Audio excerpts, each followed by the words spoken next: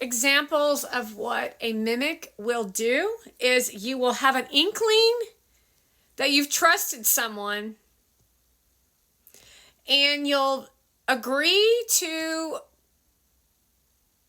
that this, I'll give you an example. And this will be true, and then we're going to try something else. That's the number 12. And we're going to work on number 12. You should not have agreed to me. I want you to do it again. I'm going to say, we're going to work on number 12, and you're going to, why did you agree to me?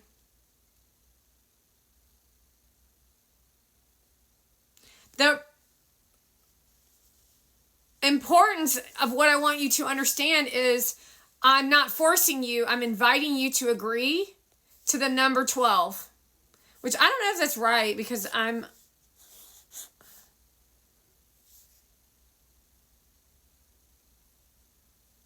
that's backwards 12. This is 12. Now I'm going to tell you that this number is number 12. And I'm going to force you to believe that the number is 12.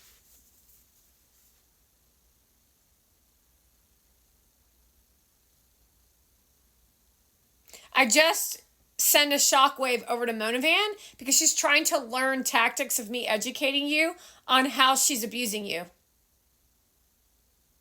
It takes a long time to get to where I am to be able to separate her from the group, reprimand her ass, and then still try to educate you on what she's trying to do, but she doesn't know what she's doing. She just tried to attack me, but she's not very good at it. All right, now what we're going to do is what happens this is a science-based conversation. Okay, this is science-based. You honestly know that this is the number 12. However, pronouns fit into this category. There are only 2. However, what I just told you and showed you is how they've done this with the mimics to create disruption within a dementia with Joe Biden, who agreed to this pronoun thing. See, a president would say, we're not going to do that.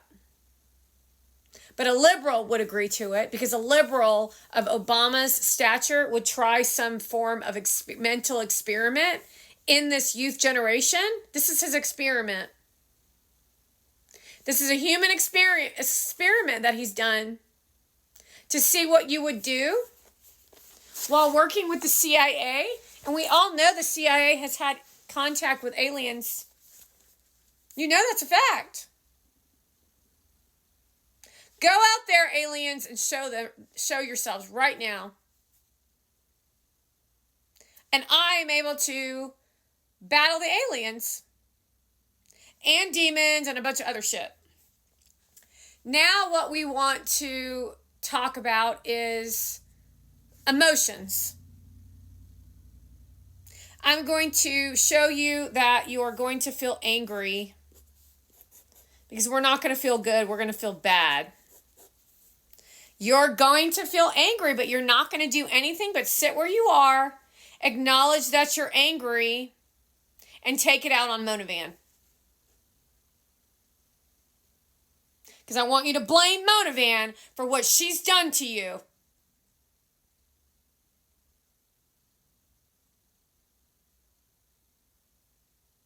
So currently you're experiencing anger and you're portraying your anger onto Mona Van.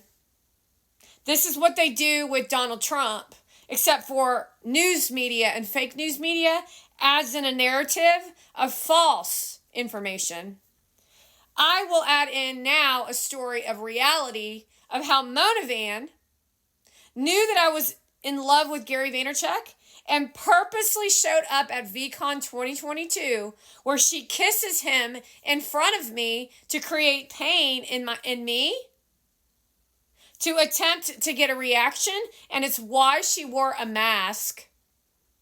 Her attempt was to distort reality within you at VCon so that you thought she was prettier and better than me.